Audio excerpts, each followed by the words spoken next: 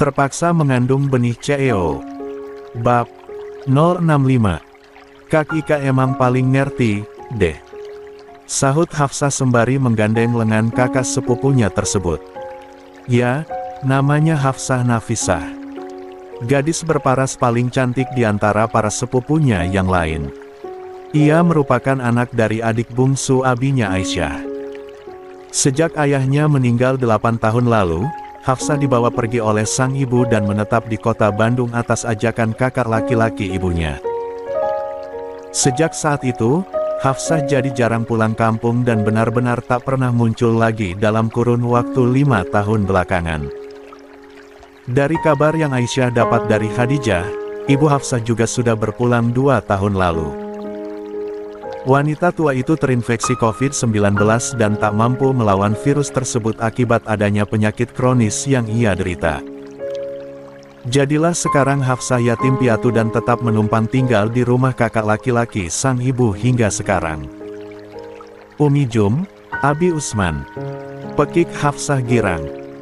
Ia berlari dan menghambur memeluk Umi Jum yang sedang duduk mengistirahatkan tubuhnya usai menyambut para tamu undangan yang hadir.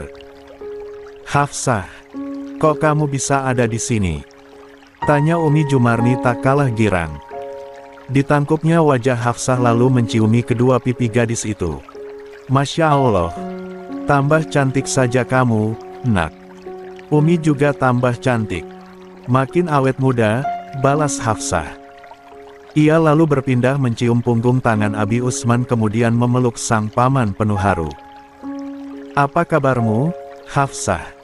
Kamu sehat kan, nak?" Mata Hafsah memerah. Ia mengangguk lalu mendongak menatap wajah kakak tertua dari ayah kandungnya. 33.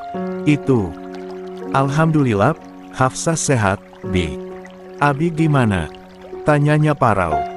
"Ya, seperti yang kamu lihat. Abi sehat." "Kamu tahu Zahira nikah dari mana, Hafsah?" tanya Umi Jum penasaran. "Dari Kak Dijah." "Oh, gitu. Dasar si Dijah. Pasti sengaja nggak bilang-bilang kalau kamu datang karena mau bikin Umi sama Abi terkejut," sahut Umi Jum seraya terkekeh pelan. Hafsah cuma bisa tersenyum tipis. Jika Umi Jum tahu alasan kenapa dia bisa sampai di Jakarta, mungkin wanita tua itu tak akan lagi bisa tertawa seperti sekarang. "Loh, ini si Ingus kan?"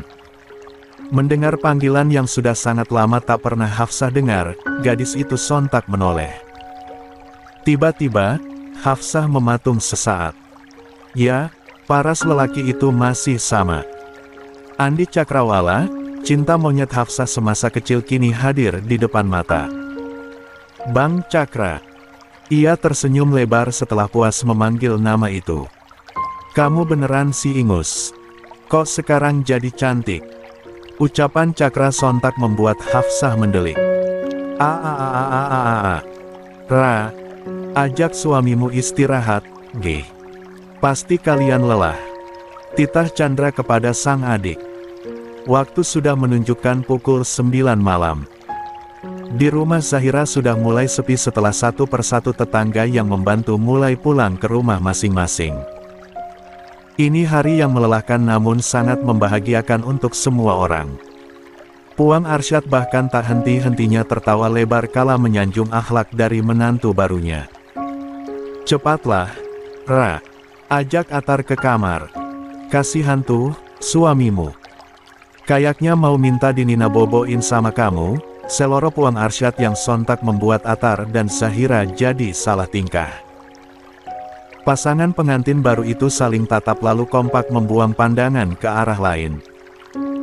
Jujur, ini momen paling canggung sekaligus mendebarkan untuk mereka. "Tar, gimana? Mau dinina boboin apa enggak?" Puang Arsyad masih betah menggoda menantu barunya. Itu apa?" sergah Puang Arsyad. "Iya apa enggak? Kalau enggak mau, Nanti biar Zahira tidur sama Puang Ani, kamu tidur sama saya. Gimana? Kok gitu? Jangan dong, protes Atar dengan tampang keberatan. Detik berikutnya, lelaki itu baru sadar bahwa yang ia lakukan barusan termasuk tindakan memalukan. Diliriknya Zahira yang duduk tepat di sebelahnya. Sang istri menatapnya dengan mata sedikit melebar dan bibir yang sedikit tertarik ke atas. Astaga! Apa Zahira baru saja menertawakan tingkahnya? Maksud saya, Atar tak mampu melanjutkan kata-katanya. Ia benar-benar tak tahu harus membela diri bagaimana lagi. Apalagi, Zahira terus saja menundukkan kepala dengan bibir yang mengulum senyum. Hahaha, bercanda, Tar. Jangan serius-serius amat dong. Kelakar Puang Arsyad sambil menepuk bahu Atar dengan kuat. 34. Atar menggaruk tengkuk yang sebenarnya tak gatal sama sekali. Semua itu ia lakukan hanya demi menutupi rasa canggung dan malu yang melebur jadi satu. Walau bagaimanapun, ia harus menjaga image di depan mertuanya. Usai mendapat candaan ringan dari Puang Arsyad, sepasang pengantin baru itu akhirnya benar-benar masuk ke dalam kamar. Sebenarnya, baik Atar maupun Zahira sama-sama merasa tak enak jika meninggalkan keluarga untuk beristirahat lebih dulu. Apalagi, sedang ada Hafsah di rumah. Zahira jelas masih ingin bercerita banyak kepada Hafsah namun sayangnya kondisi memang tak memungkinkan. Ada suami, yang kini harus Zahira prioritaskan kenyamanannya dibanding siapapun. Masuk ke dalam kamar, jantung Zahira kembali berdebar tak karuan. Setelah menutup pintu dan memastikannya terkunci rapat, Zahira kemudian duduk di tepi ranjang sambil memainkan kuku-kuku jarinya. Atar nampak sedang memperhatikan beberapa foto Zahira yang tergantung di dinding kamar. Sesekali, lelaki itu tersenyum saat menjumpai foto yang menurutnya bagus dan menarik. Puas melihat-lihat, Atar lalu ikut duduk di samping sang istri. Zahira yang tak siap didekati, langsung beringsut sedikit menjauh saat sadar bahwa jarak posisi duduk mereka nyaris berdempetan. Atar yang melihat itu hanya tersenyum simpul. Ia mengerti bahwa Zahira pasti butuh waktu untuk menerima dirinya karena sejatinya Atar pun merasakan hal yang sama. Tak mau sang istri merasa semakin canggung di dekatnya, Atar pun berinisiatif meraih tangan sang istri sebelum melabuhkan ciuman di dahi Zahira untuk kedua kalinya setelah mereka sah menjadi sepasang suami istri hari ini. "Boleh aku lepas jilbab kamu?" tanya Atar dengan wajah tersenyum. Zahira mengangguk patah-patah. Tak ada alasan bagi dirinya untuk menolak permintaan sang suami. Ia membiarkan lelaki itu membuka penutup kepalanya lalu mengurai rambut hitam tebal yang lurus alami miliknya. "Cantik," puji Atar sembari memandang lekat wajah Zahira. Zahira menunduk malu. Pipinya memerah dan seluruh tubuhnya mendadak merinding kala jemari Atar mengangkat pelan dagunya kemudian menyusuri wajahnya dengan lembut. "Jangan menunduk, Ra. Izinkan aku memandangi wajahmu sepuas hatiku," lirih Atar dengan suara pelan. Bagai terhipnotis, Zahira pelan mulai mengangkat kepalanya. Dibalasnya tatapan mata Atar yang nampak begitu dalam. Perlahan namun pasti, wajah Atar semakin mendekat ke wajah Zahira. Wanita itu tak mampu berbuat apa-apa. Ia pasrah dan menunggu apa yang akan dilakukan sang suami terhadapnya. Bibir Zahira sudah mulai setengah terbuka. Bersiap menyambut andai bibir Atar singgah untuk menyapa. Sayangnya, ditunggu beberapa saat, dugaan Zahira tak kunjung terjadi. Sebaliknya, justru hanya bisikan yang dapat ia dengar dan sontak membuat Zahira jadi malu bukan kepalang. "Salat sunnah berjamaah dulu, yuk," bisik Atar. Zahira gegas membuka mata. Sesaat, wajah perempuan itu merengut kesal ketika melihat Atar yang justru tersenyum jahil ke arahnya. Tadi, kenapa bibirnya monyong-monyong begitu? Goda Atar yang kini sudah berdiri dan bersiap menuju kamar mandi untuk berwudu. Nggak apa-apa. Bibirku cuma pegal, jadi butuh stretching dikit. Zahira berkilas sambil membuang muka. Sejak kapan bibir bisa stretching? Tanya Atar lagi. Lelaki itu sengaja ingin menggoda sang istri. 35. Sejak zaman purba. Kamunya aja yang nggak tahu, balas Zahira dengan tatapan kesal. Awas ya. Nanti ku balas kamu. Tunggu saja, suamiku. Wajah Zahira kembali memerah. Suami. Duh, jadi malu. 36. Selesai menunaikan salat sunnah 2 rakaat, Zahira mencium punggung tangan Atar dengan takzim. Terasa ada elusan lembut di pucuk kepalanya kala ia melakukan itu. Lagi, debaran jantung di dalam dada semakin menggila karena perlakuan Atar yang bagi Zahira terlalu manis. Dulu, saat menikah dengan Danu, Zahira tak merasakan momen sakral dan bermakna ini. Danu adalah sosok pria yang malas beribadah. Zahira ingat betul, nyaris setiap hari, tak pernah Zahira melihat Danu menunaikan salat. Jadi, jangankan salat sunnah, salat 5 waktu saja yang merupakan kewajiban, juga ditinggalkan. Kenapa? Tanya Atar ketika Zahira memandanginya dengan lekat. Lelaki itu sedang mengganti baju kokonya dengan kaos oblong biasa. Nggak apa-apa, jawab Zahira mencicit. Pandangannya ia alihkan ke arah lain. Namun, tetap saja fokusnya kembali lagi ke Atar yang semakin terlihat tampan dalam balutan kaos oblong dan celana pendek selutut. Perasaan kamu gimana, Ra? Tiba-tiba lelaki itu bertanya setelah ia selesai berganti kostum dan kini duduk di samping Zahira. Maksudnya? Tanya Zahira tak mengerti. Lelaki yang duduk di sampingnya tersenyum. Tangan Atar terulur merapikan anak rambut Zahira yang sedikit menutupi separuh wajahnya. Zahira baru tahu bahwa si lelaki judes bin dingin itu ternyata mampu menciptakan suasana romantis sebaik ini. Kamu senang nikah sama aku atau enggak? Ya, tentu aku senang, angguk Zahira malu-malu. Syukurlah. Lirih Atar. La tersenyum kemudian melabuhkan satu kecupan singkat di pipi cubi Zahira. Tar. Pekik Zahira tertahan saat kecupan itu perlahan berpindah ke daun telinga Zahira. Atar tertawa kecil mendapati wajah Zahira yang nampak semakin memerah karena godaannya.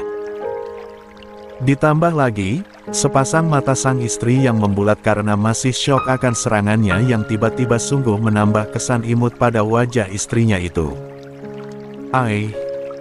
Kalau begini, Atar tak akan butuh waktu lama untuk jatuh cinta kepada sang istri. Atau, bisa jadi, sekarang dia sudah jatuh cinta. Imut banget sih, istriku. Puji Atar gemas sembari mencubit pipi Zahira. Ih, sakit tahu. Protes Zahira sambil mengelus pipinya. Masih mending ku cubit. Kalau aku gigit, gimana? Itu namanya KDRT. Masa, baru nikah udah main KDRT aja? Jahat. Bibir Zahira sudah mengerucut seraya memukul lengan Atar sedikit keras. Atar tertawa. Ia senang membuat Zahira kesal seperti ini. Selain dapat mengusir rasa canggung di antara mereka, Atar juga perlahan bisa mendekatkan diri dan membangun chemistry dalam pernikahan dadakan ini. Ya, dadakan. Karena baik Zahira maupun Atar bahkan tak diberi kesempatan untuk saling mengenal lebih lama. Pendekatan secara khusus pun tak ada. Ra, panggil Atar setengah berbisik. Keduanya duduk di tepi ranjang dengan perasaan yang sama-sama tak karuan. Berdebar, canggung dan kaku, melebur jadi satu. 37. Kamu siap untuk itu enggak? Deh. Pegangan Zahira pada spray putih bermotif stroberi tersebut langsung mengerat. Sebagai wanita dewasa dan sudah pernah berumah tangga sebelumnya, jelas ia paham maksud dari pertanyaan Atar. Kalau kamu mau, tentu akan kukasih. Itu kan memang hak kamu, jawab Zahira seraya membuang muka. Lampu tidur yang ada di atas nakas nyatanya jauh lebih tenang dipandang dibanding wajah Atar yang justru akan menciptakan riak aneh dalam perasaan Zahira. Merasa mendapat lampu hijau dari sang istri, Atar semakin mendekatkan tubuh mereka. Atar lalu memperbaiki duduknya di atas tempat tidur. Kemudian, ditariknya kedua bahu Zahira agar posisi duduk wanita itu dapat berhadapan dengannya. Senyum kembali tercipta di wajah Atar. Sebuah hal yang selama ini begitu jarang Zahira lihat dan kini mampu ia nikmati kapanpun ia ingin. Firasat Zahira sudah mampu menebak bahwa mulai hari ini, senyum itu akan menjadi salah satu bagian favorit untuk ia lihat setiap harinya. Sebelum aku memulainya, boleh aku tanya satu hal? Apa? Tanya Zahira. Apa kamu bisa belajar cepat untuk mencintai aku? Zahira terpaku. Apa yang harus dia jawab? Jawab, Ra. Pinta Atar. Bisa kamu pastikan bahwa sebelum Allah menitipkan nyawa di rahim kamu, kamu sudah bisa mencintai aku. Kenapa kamu nanyain itu? Atar memandang ke arah lain. Ia menghela napas sebelum menjawab, karena aku nggak mau kamu menerimaku setengah hati. Ia tersenyum tipis. Bukankah sebelum pernikahan ini terjadi, hati kamu sudah tertambat pada yang lain? Ungkapan dari Atar semakin membuat Zahira membeku. Dia sempat melupakan fakta bahwa kedekatannya dulu dengan Aditya sempat diketahui oleh Atar. Aku tidak pernah mencintai Kak Adit, aku Zahira. Dulu kami memang dekat, tapi tidak sampai pada tahap memiliki hubungan lebih dan saling mencintai. Bisa kamu pastian bahwa lelaki itu tak ada lagi dalam pikiran kamu sekarang, Ra? Zahira mengangguk cepat. Ya, perasaan suka dirinya kepada Aditya memang sudah menghilang sepenuhnya. Menguap tanpa sisa di hari di mana Zahira mendapatkan tamparan keras oleh Mami Aditya. Sebuah tamparan yang datang tak hanya memberi sakit, namun juga memberi fakta akan kebohongan Adit. Aditya bukan siapa-siapa. Dia bukan seseorang yang patut untuk kamu takuti kehadirannya. Aku istrimu. Seluruh yang ada padaku, termasuk perasaanku, telah sah menjadi sepenuhnya milik kamu sejak ijab kabul terlaksana tadi pagi. Tampak, Atar menghela napas lega.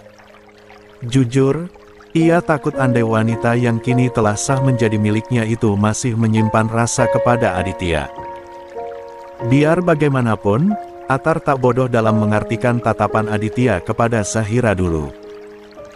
Atar tak mau, andai Aditya masih menjadi bayang-bayang dalam pernikahannya bersama Zahira. Lelaki itu tak mau, Zahira menjalani pernikahan bersamanya dengan setengah hati yang ia titipkan kepada pria lain. 38. Ra, boleh aku mengesahkan kepemilikanku atas dirimu malam ini? Tanya Atar sekali lagi. Tangan Zahira semakin erat ia genggam kalau wanita itu mengangguk malu sembari menundukkan pandangannya.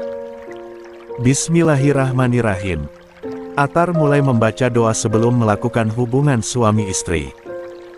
Setelah selesai, perlahan dikecupnya kening Zahira lalu berpindah ke sepasang matanya yang tertutup, lalu berpindah lagi ke hidung dan akhirnya berlabuh di bibir.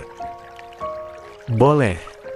Tanya Atar lagi saat tangannya kini berada di atas kancing piyama tidur Zahira. Sang empunya mengangguk. Napasnya sempat tertahan sebentar kala kancing berwarna putih tersebut mulai dilepas satu persatu dengan lincah oleh sang suami. Pelan namun pasti, rasa sakit itu mulai berkurang dan justru menjadi nikmat. Ya, malam itu menjadi malam panjang untuk keduanya sebagai awalan memulai hubungan yang baru.